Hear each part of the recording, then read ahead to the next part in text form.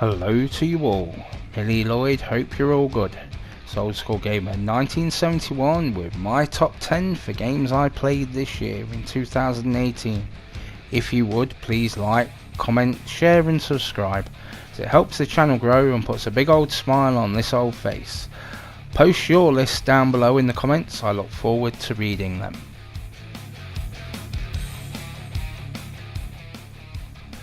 My number 10, Resident Evil, came out on PlayStation 3 in 2014, PlayStation 4 in 2015 and was developed by Capcom. Confession time. Forgive me, my father, for I have sinned. It has been a week since my last confession. So, my child, how have you sinned? Father, I've been having impure thoughts about Resident Evil. How can that be impure, my child? Father, I don't mean the 1996 game, I mean the HD remake. Whilst the voice acting was so much better on the original, I'm starting to enjoy the gameplay more. I cast ye down, you heathen! Burn ye in hell! I never expected to, but I'm enjoying this game so much. It has good gameplay, and whilst I was so stubborn for so long, this is a very well put together game. Graphically looks damn fine and still holds up today. Sound is good also, set in the mood. I held off playing this for so long, I was so sure I wouldn't enjoy it as I enjoy the original so much. Sister Pen told me to give it a try. For a while I still resisted until October this year, and I admit I was wrong. It is a good game and a worthy successor to the Resident Evil franchise, with enough new to make it stand out, but keeping the same overall feel of the original game. It is a pity that the original voiceover is not available, but that is my one negative. Plus Westcott is so cool, one of the best antagonists in gaming. He has been my avatar for nearly 3 years now, pointed out by my sister Pen. So if you're looking for an action survival horror game, you could do a lot worse than play this game. I will be posting my playthrough at some point in the new year, and I cannot wait for Resident Evil 2 Remake on the 25th of January 2019.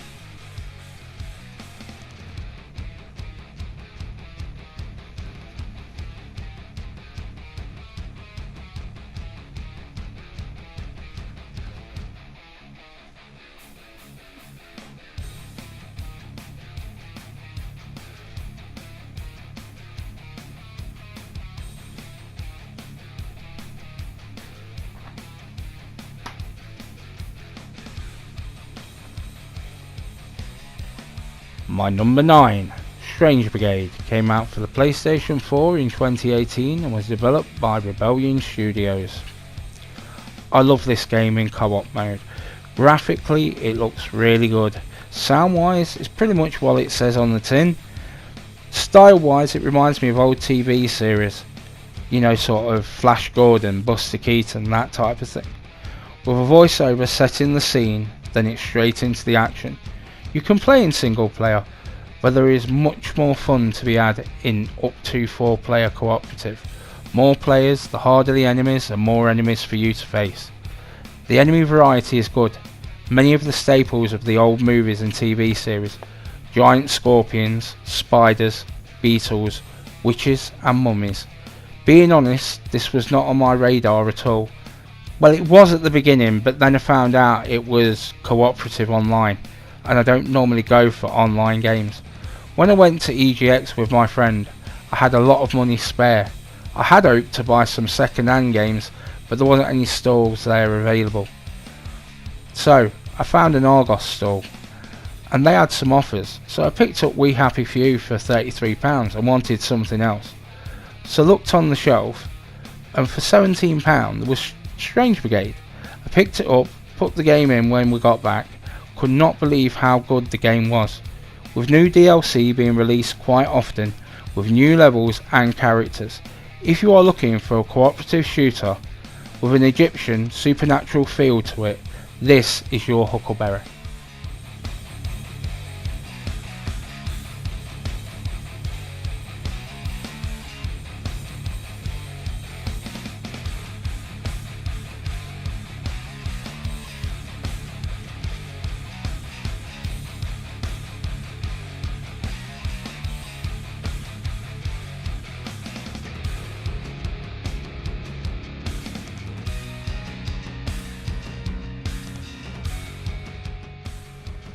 Number 8 then, We Happy Few, came to the PlayStation 4 in 2018 and was by Compulsion Games.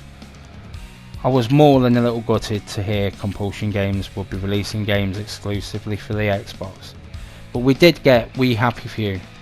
As said earlier, I got this at EGX. I knew it was going to be good, but I had no idea how good. It is set in an alternate universe where Germany won the Second World War. This game is set in the UK during the mid-60s. A drug, joy, has been developed to rose tint the world. It makes people forget and leaves people in a euphoric state. Not taking the drug reveals the real world to people. It's a dystopian wasteland filled with outcasts. You play as Arthur, who is having a dream and is starting to remember about an accident with his brother. You can either take joy, the drug, or remember. The graphical style is amazing. Yes, it's cartoony, but it is also so brutal in places. The pinata comes straight to mind. It's an open world game, split up into different areas. The game has survival elements. Food and drink are required. Combat is brutal and bloody. Stealth is also very strong with this game. I know a survival mode is coming by DLC, giving you even more reason to play. It feels a lot like a BioShock game, and whilst it's not exactly the same, it is still very similar. If you're looking for something a little different that you can sink some hours into, with good characterization and solid gameplay, this could be the game for you.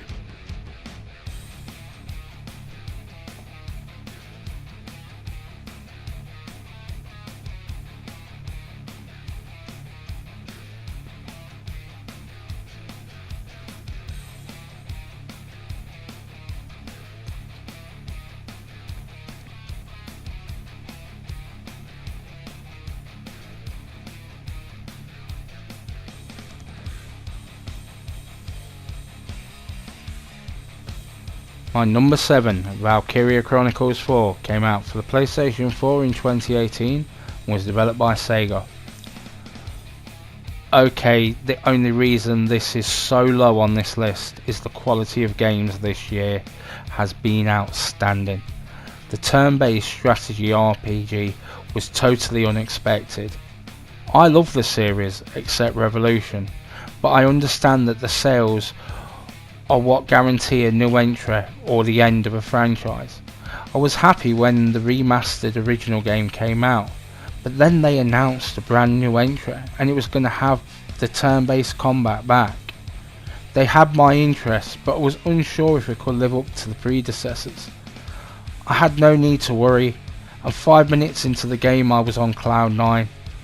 It was back and better than ever, with new characters, new classes and improved combat. This is everything I had hoped for, with a good story, challenging levels and different from almost anything else out there. This is one hell of a game. It's like a more advanced version of either 3D Worms or Hogs of War. I hope they will follow it up. Even though this is a niche game, it is one that you should look into if you're an RPG or strategy fan. So if you're looking for a game that challenges you, that will take you a good while, but at the same time is a little different in both how it looks and plays, then this game could be for you.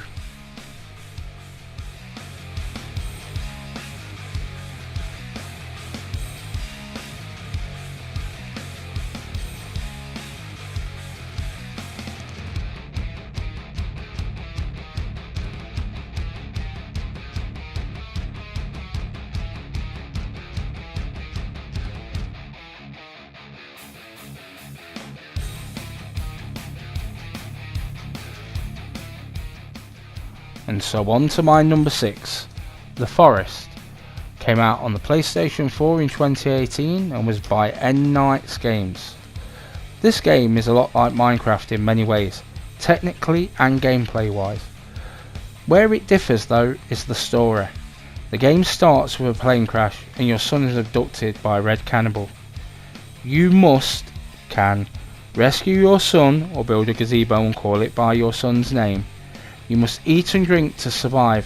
fend off cannibals and mutations with weapons that are upgradable and traps.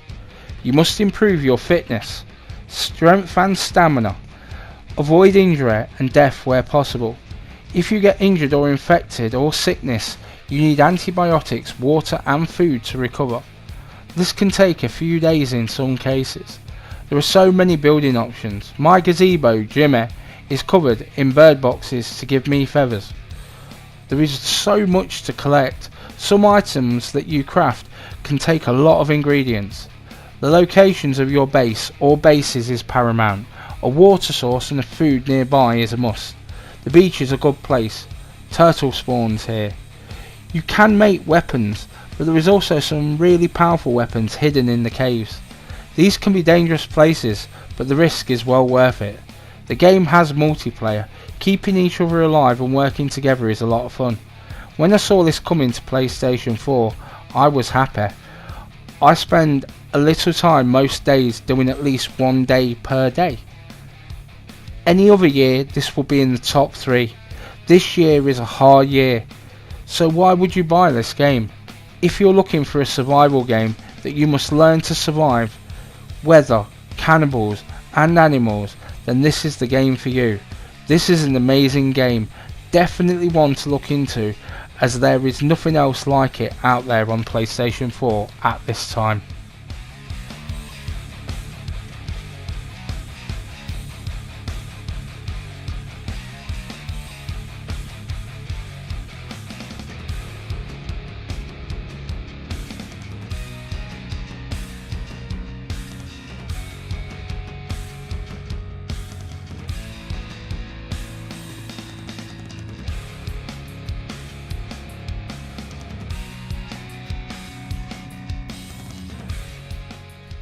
So on to my number 5. Far Cry 5 came out for the PlayStation 4 in 2018 and was developed by Ubisoft. I am still playing this. Only the New Game Plus trophy to get. New Game Plus gives this game a whole new lease of life. The game is massive. You need a vehicle to cover any ground quickly, but I still prefer to go on foot so I can look at that scenery.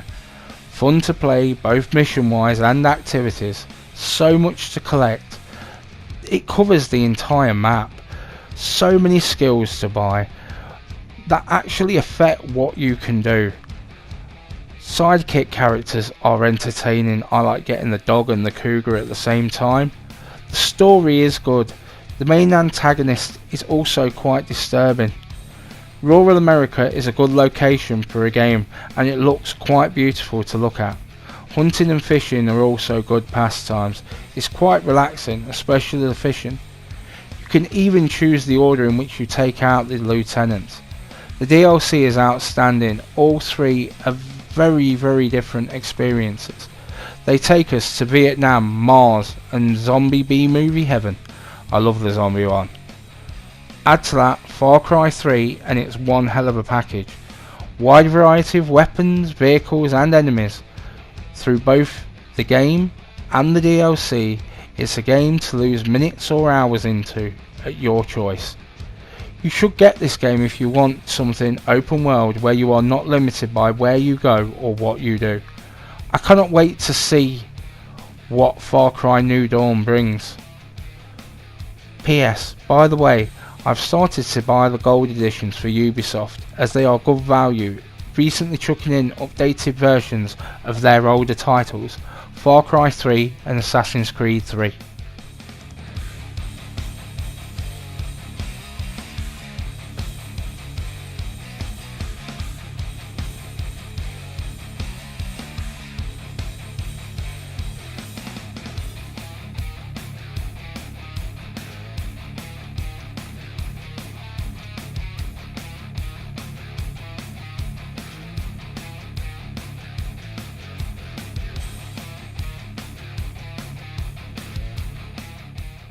So on to my number 4 then.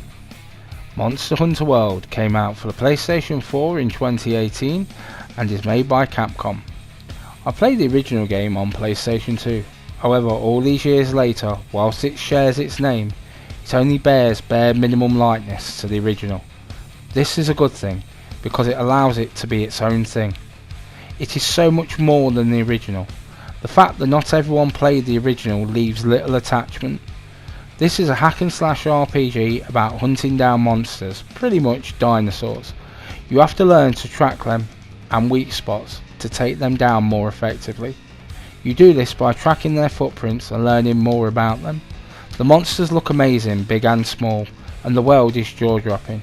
You can also design your own character. This is so much fun. The map is large and you can find yourself sometimes marvelling at the background or even the monsters. You can tell the art style is most definitely Japanese, both in animation and characters. The sound is good also. The monsters make all the right noises. Whilst playing, I couldn't find a single thing wrong with this game. I know this game sold well. Now I hope that Capcom see the PlayStation 4 or PlayStation 5 as a viable place to release their next entry into the Monster Hunter franchise. So well done Capcom, this is a real return to form. If you're looking for a game to sink hours into, that whilst challenging is rewarding and every once in a while will show you something that will blow you away, this game could be for you. But be prepared, this is one big game, over 100 hours gameplay is here.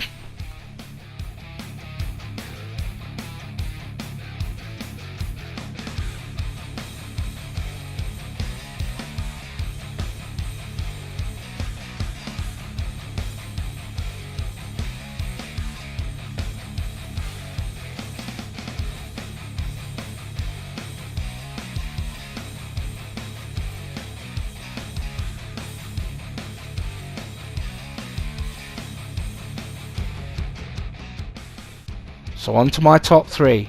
At number 3, Ni no Kuni 2, Revenant Kingdom came to the PlayStation 4 in 2018 and was developed by Level 5. Level 5 is probably my favourite RPG developer nowadays. I'm sorry Square Enix, no firm information for Final Fantasy VII will do that to a person. The art style is stunning. Yes, cartoony, but this suits the game very well. The story is pretty good. Our world is destroyed by nuclear warfare and the President of the United States is transported to another realm and helps a young boy back to the throne after someone tries to murder him during a coup. The characters really fit well into this game. A good variety of enemies and locations make this a decent RPG. Whilst it doesn't have the heart-wrenching opening of the original, it still grips you. There are moments to make you feel sad in the first half hour, but I did feel invested in the story. I did want to play more. The game is massive and like any RPG with any worth, there is a grind. This looks and feels like a Japanese RPG. It looks like a cartoon you can play. The combat is good also. Action orientated makes for some exciting battles, with little things like the dragon in the background at level 50. Some 30 plus levels above me makes me want to grind up to fight it. Whilst cliched, this game is top quality. With less Japanese RPGs than I would like in the last few years, this year 3 have come along at once, and it was hard to choose what went where. And this may sound like a stuck record, but in another year this would have been in my top 3. I cannot wait to see what comes next from level 5.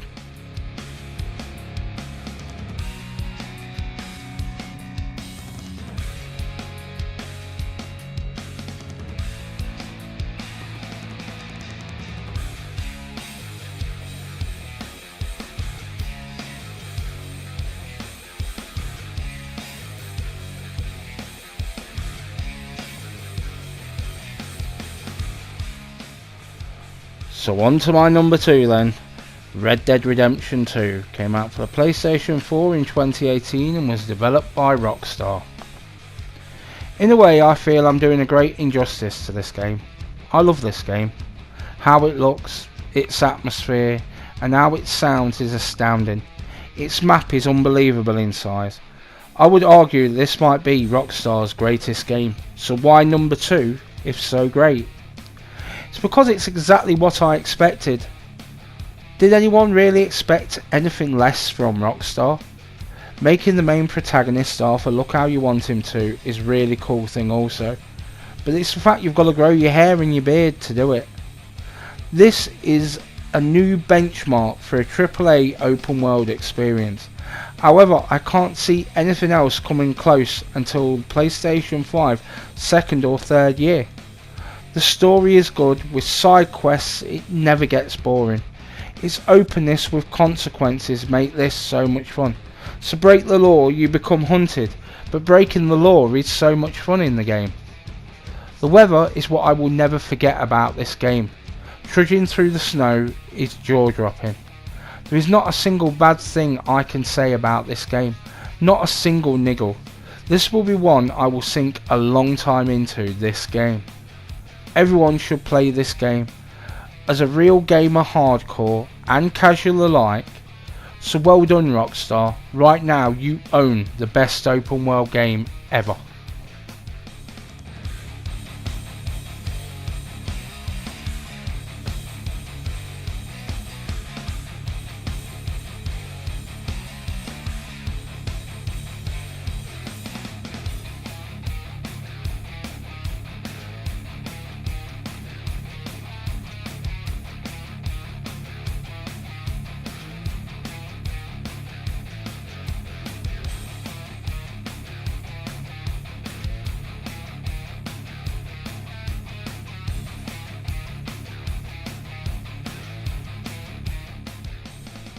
And the winner is, in my opinion, God of War.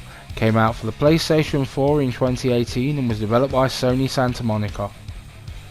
This gets number one because of how surprisingly good it was. Yes, previous entries were amazing as action games, but this is a full-on adventure game with a strong story, good combat and a near open world covered with collectibles.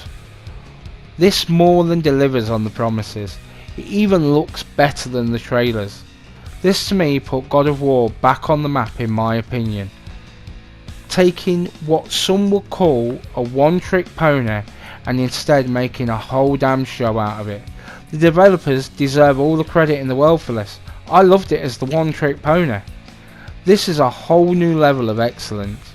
They could have just made the run-of-the-mill God of War title, but instead they made this.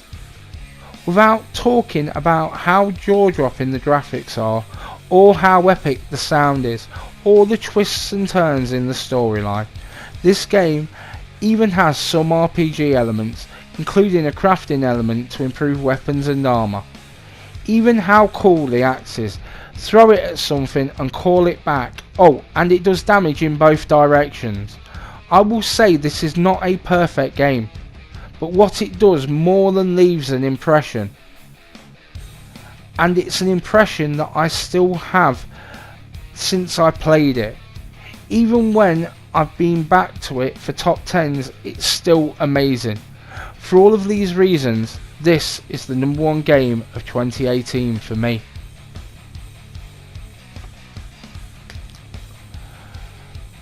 Now I don't normally do this, but these are some games that didn't quite make it, but they deserve a quick mention at least. Exorcist Legion VR, Dragon's Dogma Darkness Arisen, 36 Fragments of Midnight, Fallout Shelter and the Walking Dead collection was all amazing games that I played this year. Anyway, thank you for listening one and all. Well, that's about it for me today. Enjoy the rest of your day. Old School Gamer 1971 signing off.